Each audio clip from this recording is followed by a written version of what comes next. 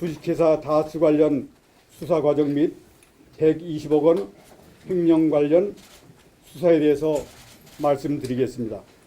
특검법은 제2조에서 특별검사의 수사 대상을 규정하고 있는 바 주식회사 다스와 관련된 부분은 제3호 한나라당 대통령 후보 이명박의 도곡동 소재 땅 주식회사 다스의 지분 주식과 관련된 공직자윤리법 위반 사건, 제4호 한나라당 대통령 후보 이명박의 제17대 대통령 후보자 허위 재산 신고 등 공직선거법 위반 사건, 제7호 위 각호 사건과 관련한 진정 고소 고발 사건 및 위 각호 사건 수사 과정에서 인지된 관련 사건입니다.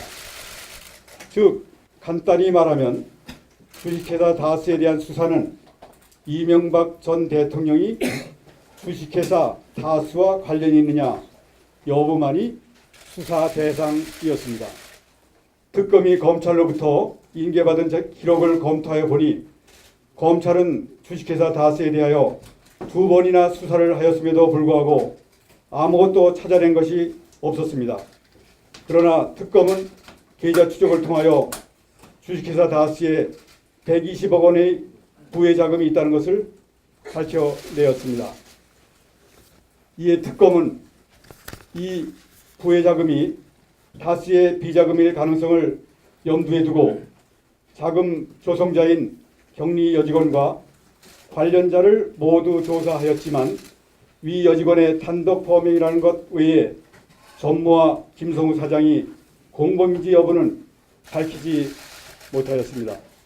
특검법에 규정한 특검의 수사 대상이 되려면 전무나 김성우 사장이 위 횡령에 관련되고 나아가 위 사람들이 이상은 회장이나 김재정까지 연결되어야 하고 또한 동인들과 전 대통령 이명박 사이에 자금 흐름이나 횡령에 대한 공모관계가 수사를 통하여 입증이 되어야 하는데 특검 수사를 마무리할 당시까지 전무나 김성우 사장, 나아가 이상은 김재정 전 대통령 이명박과의 자금 흐름을 입증할 자료를 찾지 못하였고 위 격리 직원은 동인들과의 공모관계도 끝까지 부인하며 단독 범행임을 주장하였습니다.